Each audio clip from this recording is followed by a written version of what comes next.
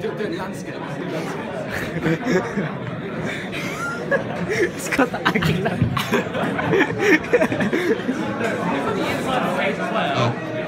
I'd like to say thank you very much to Mr. Ironside for that very good talk today.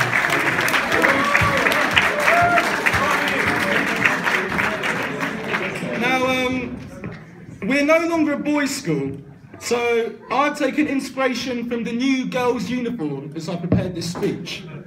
I'll try to keep it long enough to cover a few juicy bits, but short enough to keep all of your attention. And at least if I still don't get it right, none of you have the guts to call me out on it. Now, one reason my dad in particular wanted me to come to this school was after hearing Mr. Ironside at an open day. He loved the iconic north-south mixed accent. And he loved it so much, we often imitated it at home. Once he even went as far as to call me on the phone, pretending to be him. Or so I thought. It turns out Mr. Ironside really was looking to speak to me. So he was quite confused when I responded, "Nice one, Dad. I'd make it a bit more nasal, though."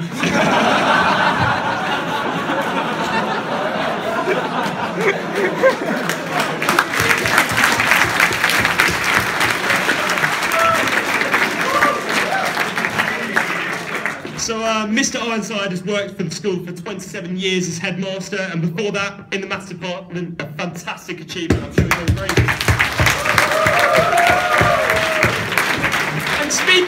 And speaking of maths, I'm sure you can guess, I can guess, all the great mathematicians that pop into your head when I say the word. Pythagoras, Archimedes, and Shahidi!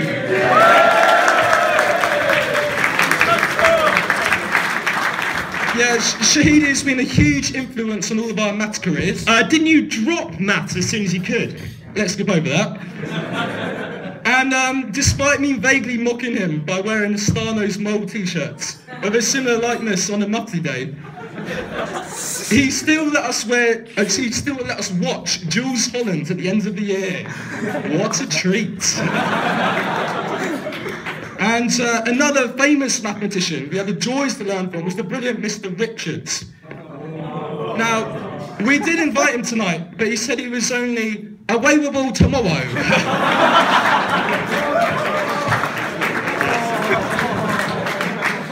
But fortunately, we did manage to get a true legend of the maths department.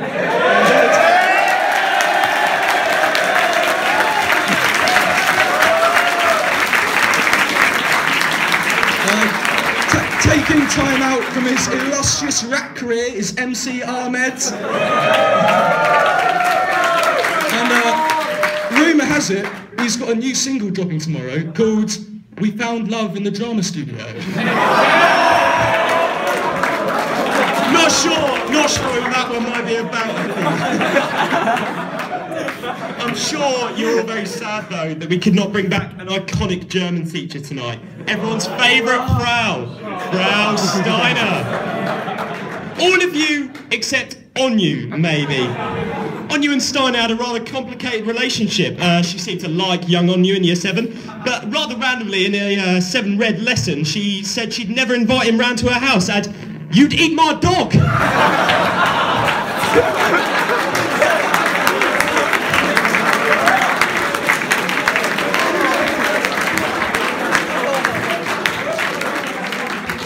An upgrade on dog at any rate.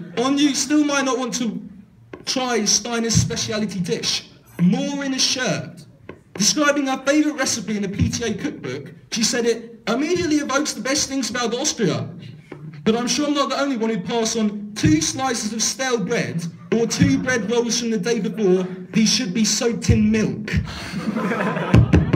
Silence! Silence! That horrendous noise reminds us all of the same thing. That is, of course, Mr. Asadian.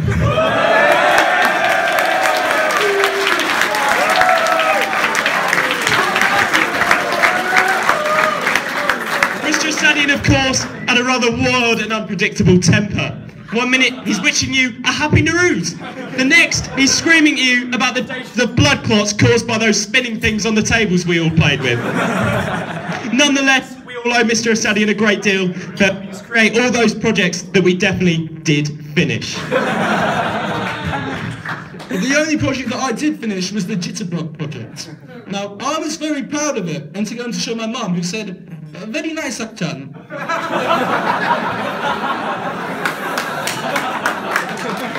And promptly after that, she threw it in the bin.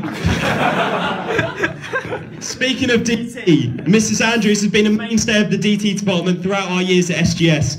Being here so long and seeing so many faces, you can forgive her for getting a couple of names here and there. One of the most memorable of these being when she shouted at a sixth former for coming into her room, taking 3 minutes to realise that he was in fact Mr. McCausland.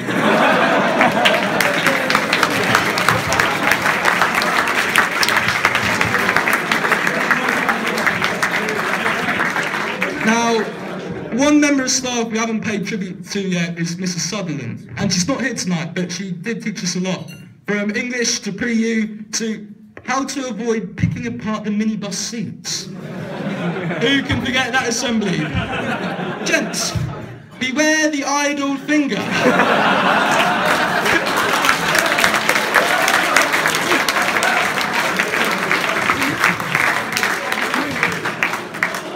But honestly, Miss Sutherland was a fantastic asset to us in our 7-year career at SGS, and I think she deserves a round of applause.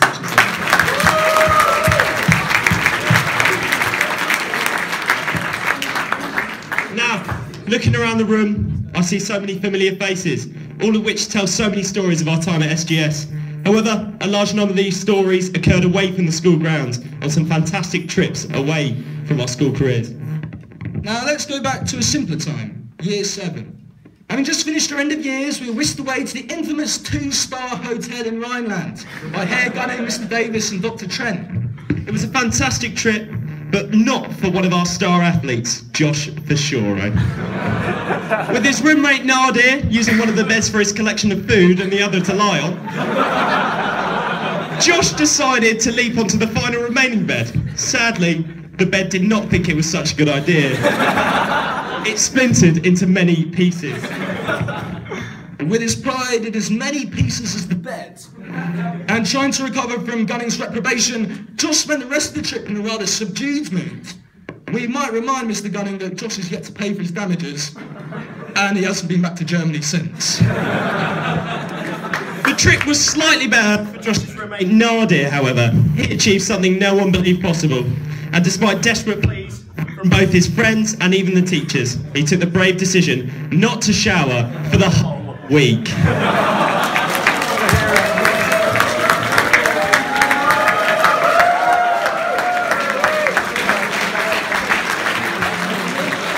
And after Gunning begged him to at least change his clothes, at least Nadir did that. Changed them inside out. Of course, some of the better trips in our time at SGS had one thing in common. They were all run by Mr. Pletz. We had 3 great ski trips, all of which were fantastic. Yeah, everyone always had a great time, apart from maybe just one man by the name of Douglas Hartnell. 20 minutes into the first morning of his skiing, he somehow managed to crash into Joe Hearn and create a large cut in his knee, and so had to be airlifted off the mountain. Needless to say, he did not ski for the rest of the trip, and definitely did not spend the rest of the trip in the pub. Speaking of pubs, the Barcelona trip was a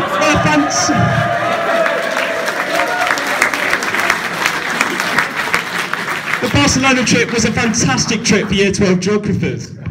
Yeah, it was a truly stellar trip. They had education available for students. Extra, so I stand corrected. And education was available for students on tap, enabling them to foster so much knowledge that really raised the bar. Their trips across the school. Not a single moment was wasted. I can't say the same for the students, though. However, a popular destination for the school seemed to be the USA. Whether it was the New York drama trip or Washington, it was so good you wish you could stay there forever. which was exactly what Miss Blaine tried to do on the Washington subway. Where, as a leader of the trip, it was rather worrying she did not seem to know where to get off, and led the students the wrong way to the next attraction. Colin Ravindran was another man who managed to get lost in America. Somehow managing to get lost in the Empire State Building, which has one floor, Colin. One floor. Promising the game Where's Colin, and soon followed after by Where's Colin's Ice. Another area of the school where many memories were made was in the highly competitive area of house events. Sometimes the competition seemed to get to us, and often end up in some sort of argument or fight. Indeed, one of the most iconic of these was of course found in Red House Bees versus Blue House Bees in house basketball in year 10. With tensions high and the scores even, Aki held the ball for a throw-in late in the game, and Jay stood in front of him waving his arms. Yeah, Jay got a little too close to my liking, and I asked him to move back. He said no, and so Aki launched the ball into his face. Now, pre-gym Jay was not a very threatening character, but he still attempted to throw Aki into the floor nonetheless. Ollie Fitzmaurice held him back, and eventually, Jay calmed down. Fortunately, nobody was harmed. This can't be said for house rugby, however. We made it last year to say we're a Sutton Grammar School for boys, and we're also the last year to say we played proper house rugby. All thanks to managers' bodgy knees.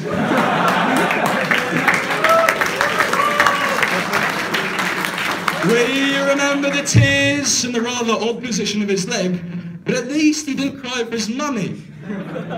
Unlike when he hurt his knee playing that dangerous game, Pat-ball.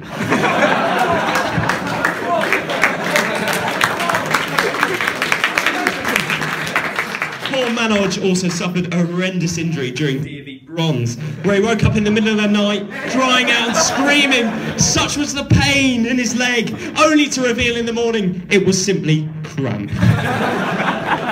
We cannot, of course, mention house rugby without, of course, talking about one of Greenhouse's only successes in house events, their famous single try victory over Brown. Well done, Greenhouse! Yeah, we had to mention that because it's only one, innit? So there we go. Anyway, one of most people's favourite house events must certainly be house swimming. Most people. It is certainly one of school's most dangerous events, as Josh and Kunle proved. With Josh struggling to stay afloat in the shallow end, where no doubt he could have simply stood up. Kunle bravely attempted to save him. Forgetting for a moment, he too couldn't save him.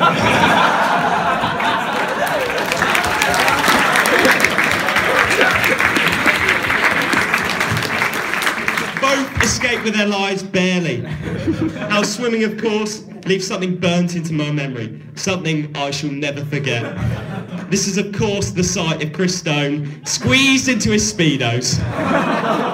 It was not the only one, however. I also have the image of James Ross standing proudly in his Speedos burnt into my memory.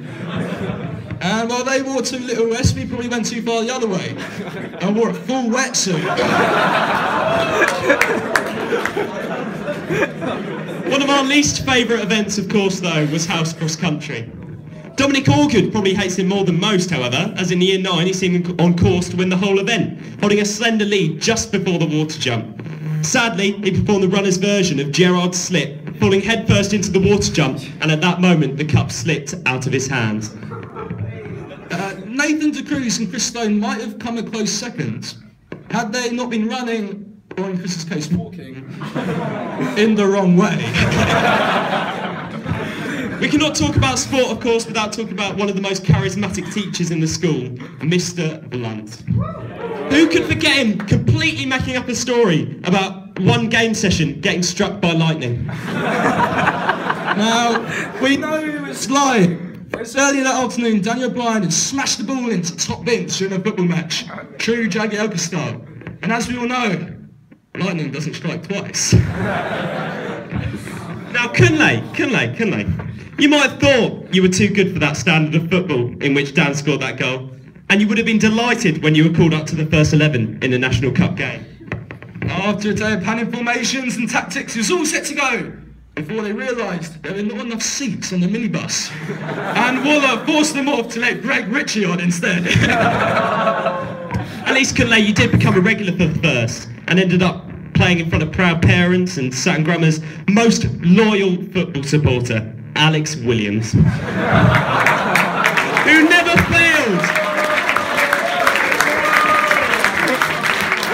never failed to get a front row seat on the bench to watch the matches. And he must have felt blessed to watch such a quality team play. Who won the District Cup final 3 times! This, of course, could not have been done without the solid goalkeeping of one Dylan Hicks. Dilly!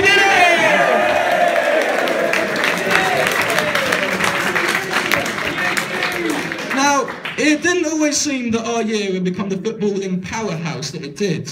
In fact, in our very first game against Hampton all the way back in year 7, future head boy Harry Crook managed to open our year's goal account just in the wrong net. Oh, goal. Perhaps if you spent a little more time on football and a little less time on dancing, we might have won a few more district cups. Roll the clip, couple of...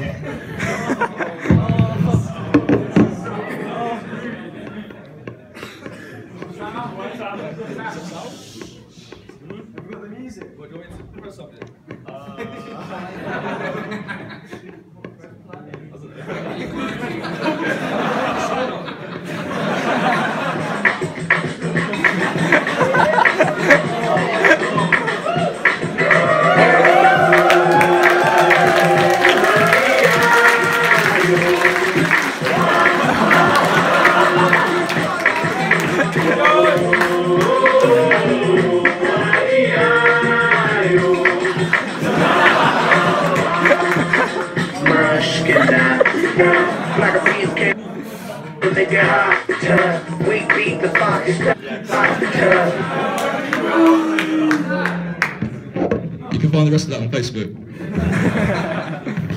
This clip, however, sums up SGS so perfectly. Passionate, resilient, talented, and a little bit naff. It really is hard to find a way to sum up our time, though, to end this speech. So, I want to use the words of the Red House captain at the end of year 7. Standing up in front of Red House for the last time, Michael Chidgey said so honestly and profoundly that your high school years are the best years of your life. Now, I hope he's wrong. But if he is right, do you know what? I don't mind one bit. So after all these years, I want to leave you with just one last thing. So please, everyone stand, raise a glass and join me. For the boys we were, and the men we have become. Up the Suts. Up the Suts!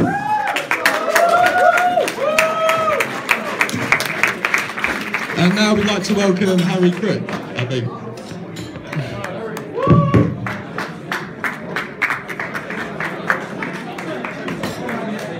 Aki.